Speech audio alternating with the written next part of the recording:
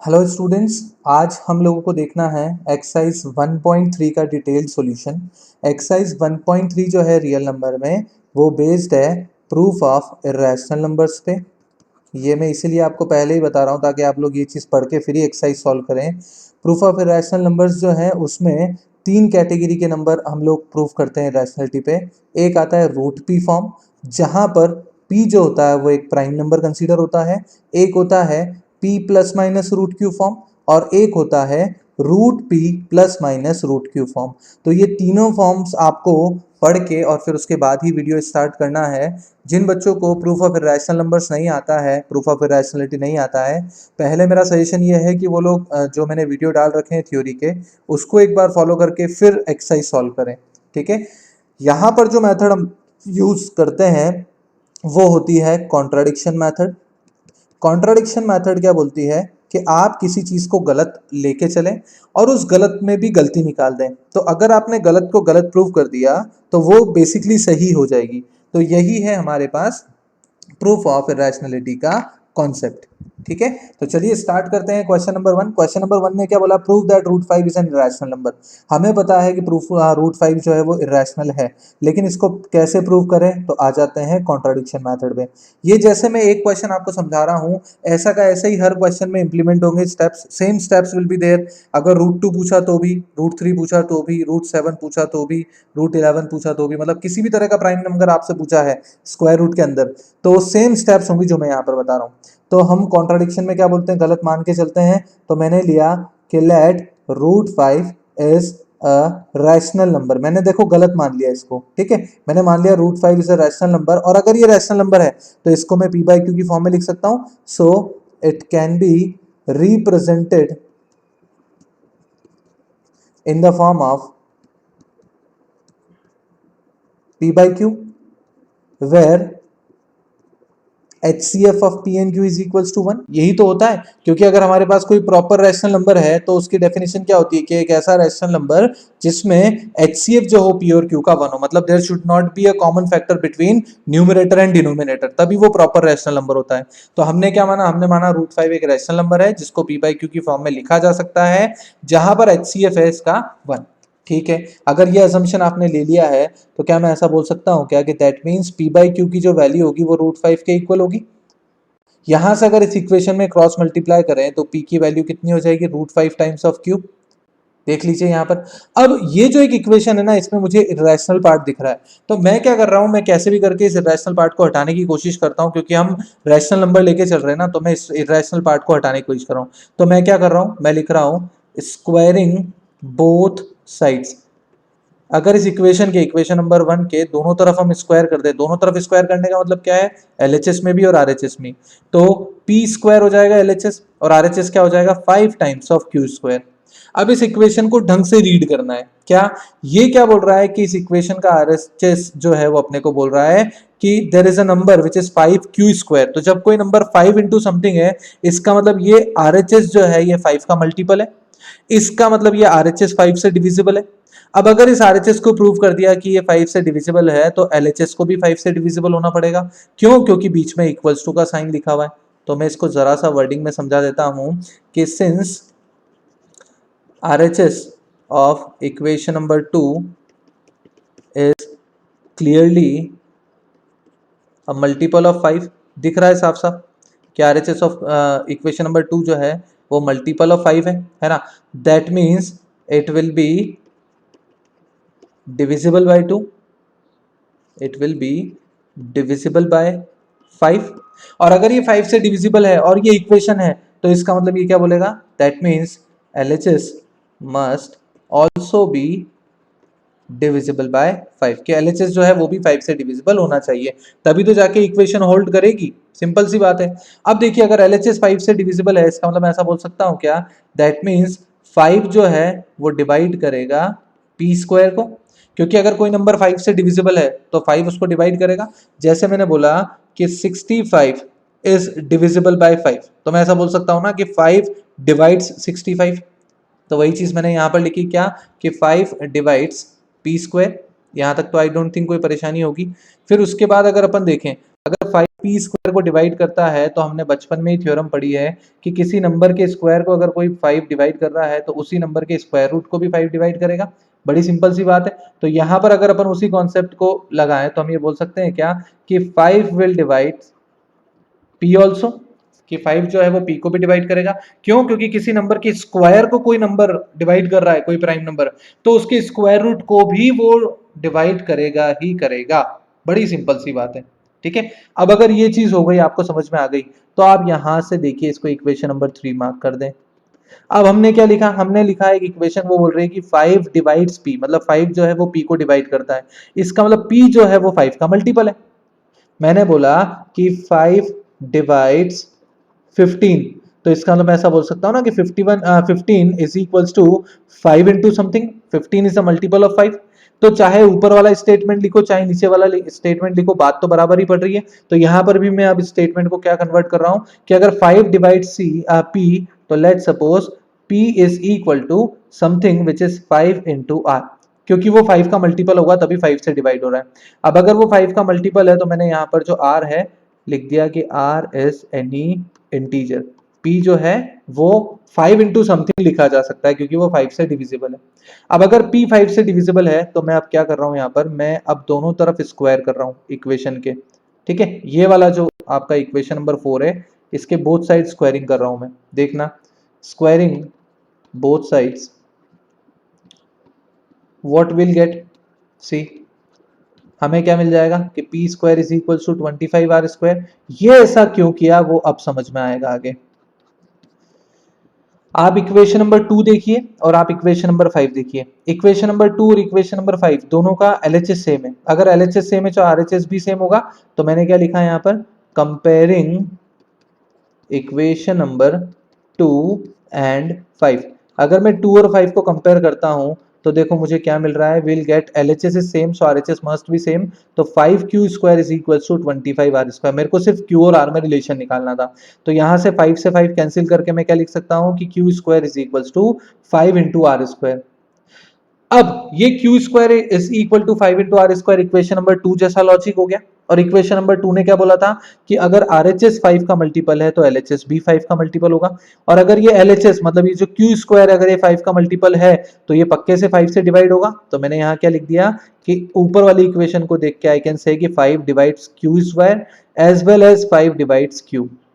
This is equation number let's say 6। इसको मैंने equation number 6 mark कर दिया। ठीक है, ये मैंने इतनी सारी जो प्रोसीजर किया ये मैंने क्यों किया, क्योंकि अगर आप इक्वेशन नंबर 3 और इक्वेशन नंबर 6 को देख रहे हो तो 3 क्या बोल रही है कि 5 डिवाइड्स पी, 6 क्या बोल रही है कि 5 डिवाइड्स क्यू। इसका मतलब 5 एक ऐसा नंबर जो है जो पी और क्यू दोनों को डिवाइड कर रहा है। और अगर वो दोनों को डिवाइड कर रहा है इसका मतलब पी और क्यू का एचसीएफ कभी 1 नहीं हो सकता, मिनिमम 5 तो होगा ही होगा।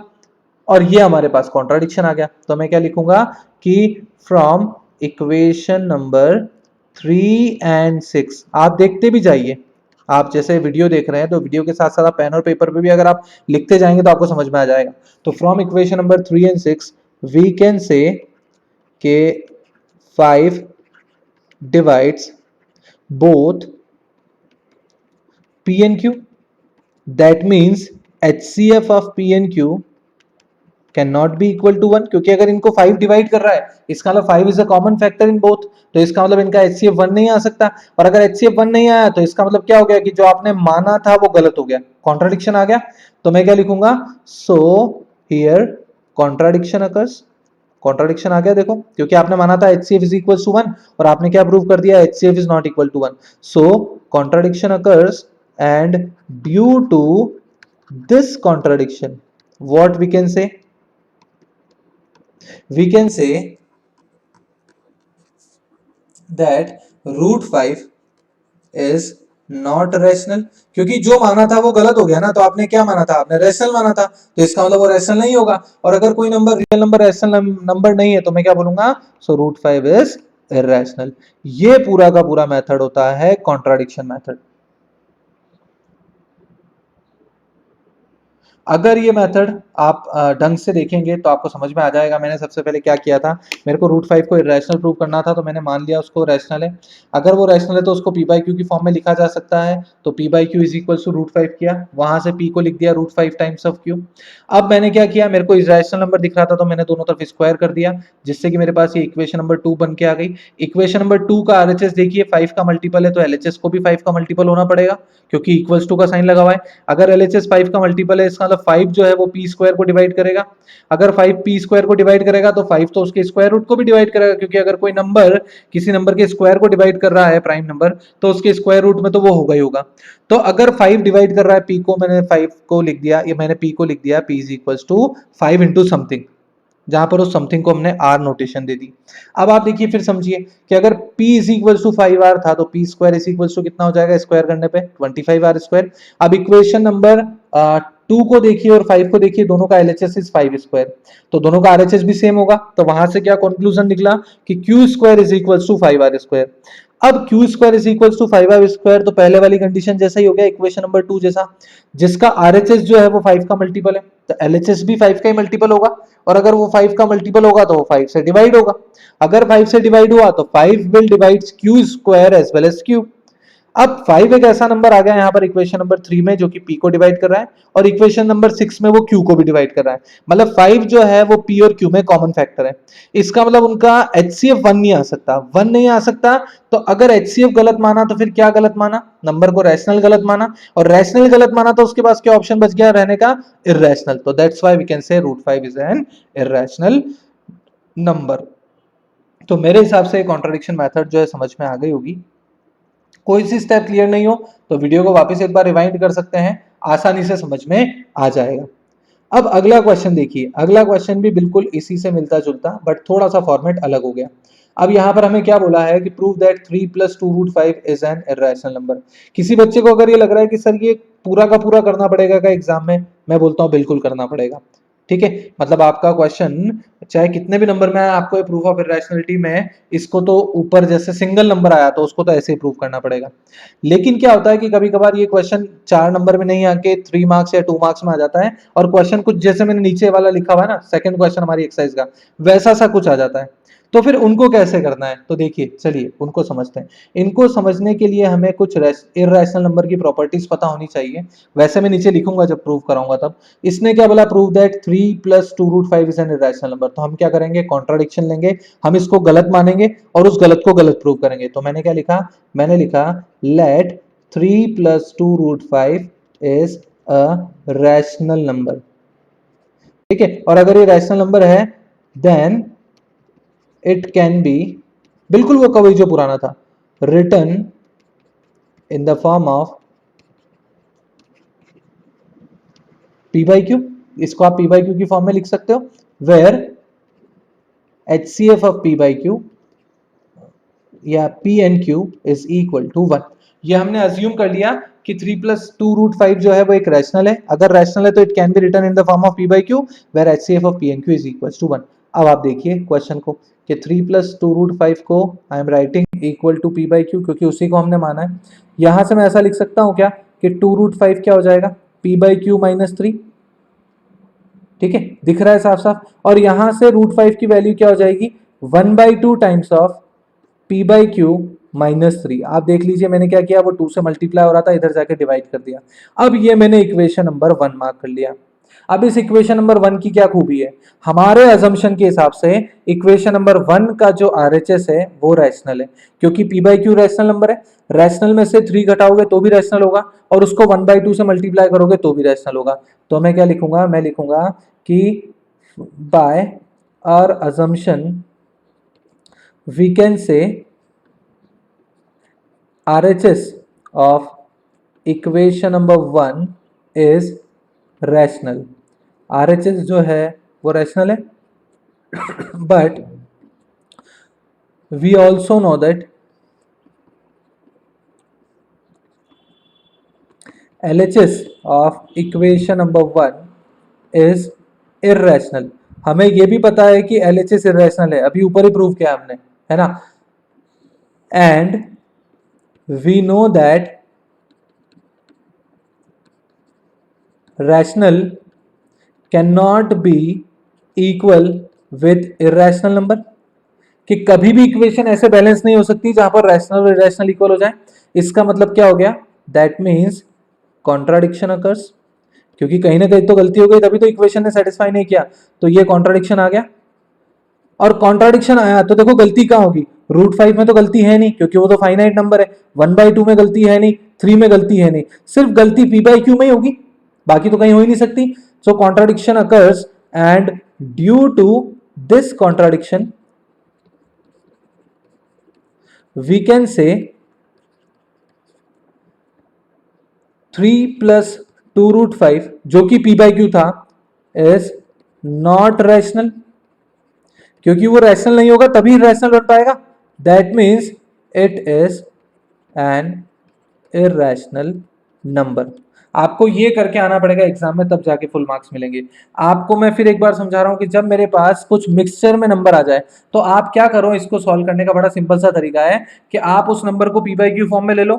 अब आप क्या करो, उस पूरे नंबर में जितना जितना रैशनल पोर्शन दिख रहा है सबको एक तरफ ले लो, और जितना इरेशनल दिख रहा है उसको दूसरी तरफ ले लो, तो ऑब्वियसली इक्वेशन तो बनेगी बनेगी। अब इक्वेशन का एक पार्ट आप रैशनल बोल रहे हो आपके अजम्पशन से, लेकिन दूसरा इरेशनल दिख रहा है, और हमें पता है कि रैशनल इरेशनल के इक्वल नहीं हो सकता है, इसका मतलब कहीं ना कहीं गड़बड़ी है। अब वो गड़बड़ी किस में हो सकती है, गड़बड़ी सिर्फ एक ही चीज में हो सकती है, किसमें, कि जो p/q आपने माना है हो सकता है वो गलत हो, और अगर वो गलत हुआ तो उसको क्या माना था, रैशनल माना था, और अगर वो रैशनल नहीं है, अगर वो गलत है तो फिर वो क्या होगा, इरेशनली बचा उसके पास तो होने के लिए। That means we can say कि 3 + 2√5 will be N irrational number. आप इसको दूसरे तरीके से भी कर सकते हैं, कैसे, जैसे √5 इरेशनल है, तो अगर उस इरेशनल को 2 से मल्टीप्लाई किया तो भी इरेशनल होगा, और उसमें +3 कर दिया तो भी इरेशनल होगा, तो वैसे भी वो इरेशनल प्रूव हो जाएगा। लेकिन हमें क्या होता है, सब्जेक्टिव में बहुत सारी स्टेप्स को दिखाना पड़ता है, इसलिए हम उसको इस तरीके से करेंगे जिस तरीके से मैं आपको लिखवा के समझा रहा हूं। मैं यहाँ पर जो भी क्वेश्चंस जिस पैटर्न से करा रहा हूं वो बोर्ड्स में आपको काम आएंगे, उसी तरीके से आपको रिप्रेजेंट करना पड़ेगा अगर आपको फुल मार्क्स लाने हैं तो। नाउ क्वेश्चन नंबर थर्ड का फर्स्ट पार्ट ने क्या बोला कि हमें प्रूव करना है कि 1/√2 इज इरेशनल, ये रैशनल प्रूव करना है, ठीक है। तो सबसे पहले तो क्या किया हमने, 9th क्लास में पढ़ा है कि अगर डिनोमिनेटर इरेशनल हो तो हम उसको रैशनलाइज करके क्या करते हैं, डिनोमिनेटर को रैशनल नंबर में कन्वर्ट कर देते हैं। तो कैसे कर रहे हैं, देखो मैंने सॉल्यूशन लिखा कि 1/√2 को I can write into √2/√2, so by rationalisation we can say कि इट विल बी √2/2, और we can say 1 times of √2। This is our equation number 1। हमने क्या करा, उस पूरे क्वेश्चन में 1/2 इंटू √2 लिख दिया। अब आपने अभी ऊपर एक मेथड समझा था क्वेश्चन नंबर 1 में, तो वीडियो का टाइम बार बार हम खराब नहीं करेंगे। हमने क्वेश्चन नंबर 1 में आपको पता हो तो √5 को इरेशनल प्रूव किया था, तो जहां जहां √5 लिखा हुआ था वहां वहां √2 करके, बिल्कुल देखो ये जो ऑब्जर्वेशन है इसमें जहां जहां √5 लिखा हुआ है वहां वहां आप √2 लिख दो, जहां जहां 5 लिखा हुआ है वहां वहां 2 लिख दो, जहां 25 लिखा है वहां 4 लिख दो। अगर आप पूरा प्रोसीजर सेम फॉलो करते हो तो आप क्या लेके चलोगे कि √2 जो है रैशनल है, और आप क्या प्रूव कर दोगे कि √2 इरेशनल है। तो मैं क्या लिखूंगा यहाँ पर, देखो शॉर्ट में इसको समझाने के लिए कि now let √2 is rational and can be written in the form of, बिल्कुल वही जो हमने पहले किया है वैसा का वैसे ही करना है, in the form of p/q where HCF of p/q is equal to 1, ठीक है। फिर उसके बाद आप पूरी मेथड चिपका दोगे ऊपर वाली, सिर्फ √5 की जगह √2 लिखता जाना है, और लास्ट में क्या लिख दोगे आप, so we can say √2 is irrational number using contradiction method. बिल्कुल वो का वही है, वीडियो का टाइम बचाने के लिए मैं ये कर रहा हूं। आप चाहें तो थ्योरी वाले वीडियो देख लीजिएगा, वहां पर मैंने √2 को इरेशनल प्रूव किया हुआ है, उसमें कंप्लीट लिखा हुआ है, ठीक है। अब देखिए √2 अगर इरेशनल है तो आप खुद सोचिए क्या, कि since we know that non zero rational into irrational is always an irrational number, कि अगर किसी नॉन जीरो रैशनल नंबर को आप इरेशनल से मल्टीप्लाई करते हो तो इरेशनल होता है। दैट मीन्स 1/2 को जब मैं इरेशनल नंबर से प्रोडक्ट करूंगा तो वो जो बना वो भी एक इरेशनल नंबर ही बनेगा, और अगर वो एक इरेशनल नंबर बना दैट मीन्स 1/√2 इज इरेशनल। ये हमने प्रूव कर दिया इसको। तो अगर ये क्वेश्चन 2 नंबर में आता है तो आप क्या कर सकते हैं, बीच वाला मेथड छोड़ सकते हैं, आप सीधे इक्वेशन नंबर 1 से यहाँ पर नीचे आ सकते हो, तो ठीक है। लेकिन अगर ये 3 to 4 मार्क्स में आया तो आपको ये पूरा करना पड़ेगा, जो डिटेल मैंने बीच में डॉट डॉट से समझा है। मेरे हिसाब से ये वाली चीज समझ में आ गई होगी। नाउ सेकेंड पार्ट जो है वो क्वेश्चन का क्या है, second is prove that 6√5 is irrational. ठीक है, तो अब देखिए मैंने आपको अभी ऊपर √5 को इरेशनल प्रूव करना सिखाया, सॉरी 6 नहीं 7√5 है। ठीक है, तो हमने अभी ऊपर √5 को इरेशनल प्रूव करना देखा है। अगर इरेशनल हो गया तो वापस ये तो वही वाला क्वेश्चन हो गया कि नॉन जीरो रैशनल को अगर आप इरेशनल से मल्टीप्लाई करते हो तो you will get an irrational number. तो मैं सबसे पहले क्या लेके चलूंगा, देखो मैं लिखूंगा लेट √5 इज रैशनल, वही पूरी मेथड जो हमने क्वेश्चन नंबर 1 में पढ़ा, और यहां पर आ जाएगा ये पूरा का पूरा क्या करना है अपने को, repeat question number 1। Question number 1 को पूरा का पूरा लिख दोगे तो उसके बाद क्या आ जाएगा प्रूव होके कि √5 इज इरेशनल नंबर। यहां तक तो आप ऊपर वाला ऐसा कैसे ही लिख दोगे समझ के। ठीक है, अब जैसे ही √5 इरेशनल आ गया, अब हम क्या लिखेंगे कि again since we know that non zero rational into irrational is always an irrational part, तो इसका मतलब 7 into √5 will definitely an irrational number, और ये आपका काम हो गया क्वेश्चन नंबर 2 का। तो जो रिपीटेशन था वो मैंने आपके लिए थोड़ा सा छोड़ा है, और ऐसा सच कुछ छोड़ने वाली बात है नहीं, वो तो आपको बेसिकली आना भी चाहिए। थर्ड में क्या करना था अपने को कि 6 + √2 को इरेशनल प्रूव करना था। ठीक है, तो अब वापस हमने क्या लिया कि लेट √2 इज रैशनल। ठीक है, और आप पूरा का पूरा मेथड वापस रिपीट कर दोगे, रिपीट क्वेश्चन नंबर 1 फॉर √2, केवल 5 की जगह √5 की जगह √2 लिख देना है। ठीक है, तो वहां से क्या प्रूव होएगा, वहां से हो जाएगा कि √2 इज इरेशनल। यहां तक तो हमने प्रूव कर दिया। ठीक है, अब उसके बाद क्या लिखेंगे हम कि वी नो दैट